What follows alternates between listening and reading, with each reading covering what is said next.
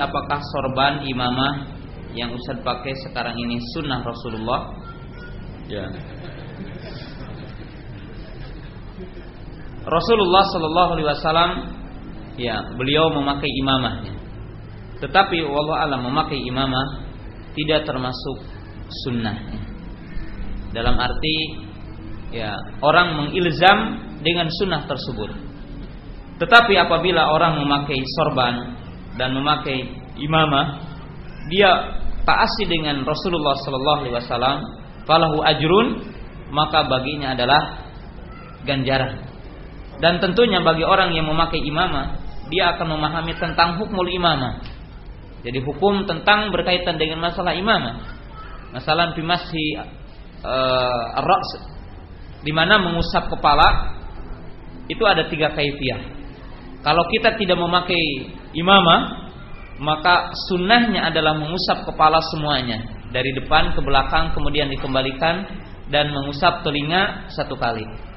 Bagi orang yang memakai imamah ada 2 kaifiyah. Kaifiyah yang pertama, seperti dinyatakan dalam sebuah hadis, anna Nabiya sallallahu alaihi wasallam masala nasiyatihi wa imamatihi, bahwasanya Nabi sallallahu alaihi wasallam mengusap kepada ubun-ubunnya dan mengusap kepada imamahnya.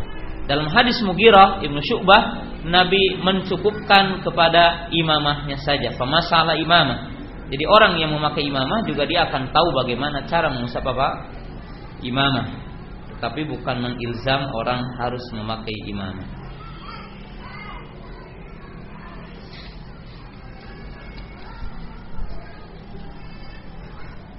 Apakah yang dilakukan oleh Rasulullah dalam mengerjakan sunnahnya dalam silaturahmi pada tetangga berapa lama?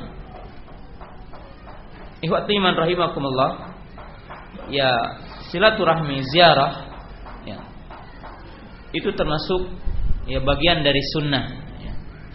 Adapun kalau ditanyakannya lama atau tidak lamanya, tidak ada dalil yang menunjukkan pembatasan lama ataupun sebentarnya orang berziarah. Akan tetapi, ya, adabnya tidak memadorotkan ataupun memberikan hak kepada orang yang diziarahi. Ya, tentunya dia punya hak kepada istrinya, dia punya hak kepada anaknya, dia punya hak pekerjaannya dan sebagainya. Orang harus mengetahui hal itu. Tetapi tidak ada dalil, umpamanya rubu sa'a atau nisfu sa'a atau kada wa kada, tidak ada dalilnya. Kalau ditanyakan tentang tentang masalah masalah lama ataupun tidak lamanya. Yang jelas, ya, baca saja satu buku yang berkaitan dengan adab ziarah, yaitu adab dalam ziarah, ya, seperti mengucapkan salam, mengetuk pintu, adabnya setelah 3 kali tidak boleh melebihi 3 kali, kemudian tidak boleh ngintip, artinya tidak boleh melihat dari tanpa izinnya, dan kalau ngintip boleh dicolok matanya, ya. Apabila matanya ditusuk kemudian sakit, tidak ada diatnya. Kalau orang ngintip, ya, kemudian ditusuk sama dia dari dalam, tidak ada diatnya itu. Bahwa adna minal haram. Jadi istilah makruh, istilah karoha itu memang ada perbedaan antara istilah mutaqaddimun, di mana istilah mutaqaddimun kadang-kadang haram itu diartikan makruh. Sebab karoha ada 2, karohatu tanzih, ada karohatu tahrim. Tetapi istilah mutakhirin, muhakkikin, maka makruh itu dibedakan dengan haram, di mana makruh adalah adna minal haram, yaitu lebih rendah dari derajat dari derajat haram. Ini hanya mustalahat. Jadi ini hanya istilah saja. Jadi istilah para ulama kadang-kadang berbeda, dan tentunya bagi thalabul ilmi, setiap ulama kadang-kadang membedakan. Seperti istilah Abu Hanifah rahimahullahu taala, fardu adalah apa-apa yang datang dari Quran, wajibnya. Adapun yang datang dari sunnah dinamakan wajib. Wal Imam Abu Hanifah yufariqu bainal wajib wal fard. Jadi ini hanya mustalahat, dan bagi thalabul ilmi harus paham ini. Jadi artinya istilah. Hatta dalam mustalah hadis, seperti makbul menurut Imam Ibnu Hajar berbeda dengan makbul menurut ulama yang lain. Sebab menurut Imam Ibnu Hajar, makbul adalah lain ila intubi'a. Jadi tidak diterima hadisnya kecuali apabila ada mutaba'ah. Ini istilah menurut Imam Ibnu Hajar rahimahullahu taala. Ini istilah menurut Imam Ibnu Hajar rahimahullahu taala, dan banyak istilah-istilah para ulama yang berbeda. Ya, seperti sebagian para ulama, seluruh hadis ya yang terputus adalah namanya munqati, mau mu'allaq, mau mu'dhal, mau umpamanya mursal, itu dinamakan munqati dan tidak memisahkan. Sebagian para ulama memisahkan satu dengan yang lainnya.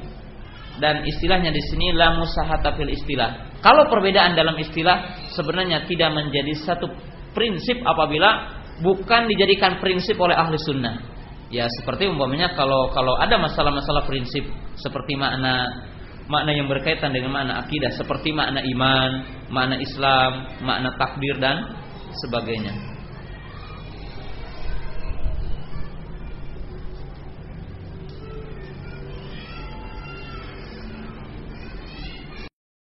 Perkara-perkara apa saja yang membuat kaum muslimin meninggalkan sunnah? Banyak ya. Yang pertama adalah al-jahlu bidinillah, karena kebodohan kita terhadap agama Allah. Yang kedua adalah qillatul ulama, qillatul munabbihin. Yang kedua adalah sedikitnya para ulama. Kemudian yang kedua yaitu sedikitnya para ulama, sedikitnya orang-orang yang memberikan peringatan terhadapnya. Kemudian yang ketiga tidak diragukan lagi apa? Du'atun ala abawi jahannam, yaitu para dai yang menyeru kepada jurang api neraka dari kaum ahlu bid'ah yang mereka itu memunculkan bid'ah. Sebab telah dinyatakan oleh para ulama, man ahya bid'ata faqad amata sunnah. Barang siapa yang menghidupkan bid'ah berarti dia telah mematikan sunnah. Dan yang ketiga tidak ragu lagi bahwasanya apa? Di ayah asayyah min adail Islam. Tidak diragukan lagi bahwasanya di sana juga apa? Adanya apa? Adanya rekayasa propaganda dari musuh-musuh Islam yang buruk terhadap kita semua, terhadap kaum muslimin. Ini juga merupakan pengaruh yang sangat besar terhadap matinya sunnah dan tumbuhnya apa? Bentuk-bentuk perkara yang berkaitan dengan bid'ah. Kemudian di antaranya adalah qillatul ihtimam al-muslimin bi talabul ilmi bil ilmin nafi. Dan yang paling dahsyat di semua itu adalah tidak ataupun minimnya kaum muslimin keinginan untuk mencari ilmu. Jadi sedikitnya kaum muslimin keinginannya apa? Untuk mencari ilmu. Ini adalah termasuk apa? Termasuk yang sangat besar. Bahkan yang besar dari itu apa? Yaitu adamul ihtimami bi ilmil hadis, adamul ihtimami bi sunnah. Tidak adanya perhatian kaum muslimin untuk mempelajari apa? Sunnah. Kita tanya, masjid yang mana yang dijelaskan di situ Sahih Bukhari? Masjid yang mana yang dibacakan di situ Sahih Muslim? Dibacakan Bulughul Maram, dibacakan Riyadhus Shalihin dan sebagainya. Sangat sedikit masjid-masjid yang di sana apa? Diajarkan sunnah. Dan tentunya bahwa kaum muslimin yang membuat hari ini adalah dua perkara. Para pemimpinnya disibukkan dengan kedudukan dan kaum musliminnya disebutkan dengan harta. Ya, jadi inilah yang menyebabkan kita hari ini bahwa para pemimpinnya mereka sibuk untuk apa? Untuk bagaimana menguatkan kekuasaan mereka, sedangkan masyarakatnya kita semua adalah dilalaikan dengan perkara dunia. Dan inilah yang menyebabkan sunnah ataupun kita jauh dari sunnah. Bahkan ya sekarang ini ya sebagian kelompok menjadikan apa? Menjadikan kekuasaan adalah sebagai poin yang pertama dan utama, menjadi sebuah apa? Tujuan di dalam kehidupannya. Sekarang banyak golongan dan setiap golongan mengaku ahlus sunnah wal jamaah. Bagaimana cara memahami bagi orang awam? Ya, pertama tidak diragukan lagi adalah thalabul ilmi, yaitu mencari ilmu. Jadi memahami tentang hakikat sunnah dengan benarnya. Itu adalah poin yang pertama. Sebab ya sunnah ma'rufah manqulah bitawaturi wa ma'rufah wa mawjudah wa masyhurah fil kutub. Sebab kata-kata sunnah, hakikat sunnah itu dikenal dalam kitab-kitab itu dikenal dalam akwal para ulama. Maka tentunya orang mengatakan sunnah ataupun orang mengatakan sunni ataupun orang mengatakan ahli sunnah tidak semata-mata di dalam pengakuan, tidak semata-mata dalam ucapan, tetapi apa yang tadi disebutkan oleh Imam Sufyan Ats-Tsauri, apa yang dikatakan oleh Imam Sahal Ibnu Abdullah At-Tusturi, itu sebuah barometer buat kita untuk mengetahui siapa si fulan atau jamaah yang mana atau kelompok yang mana yang dikatakan ahlu sunnah. Oleh sebab itu ahli sunnah itu bukan milik seseorang ataupun milik kelompok, sehingga kalau dirinya dikatakan ahli sunnah berarti yang lainnya bukan ahlu sunnah. Kalau kelompoknya dikatakan kelompok ahli sunnah berarti yang lainnya adalah bukan ahli sunnah. Tentunya adalah tidak seperti itu.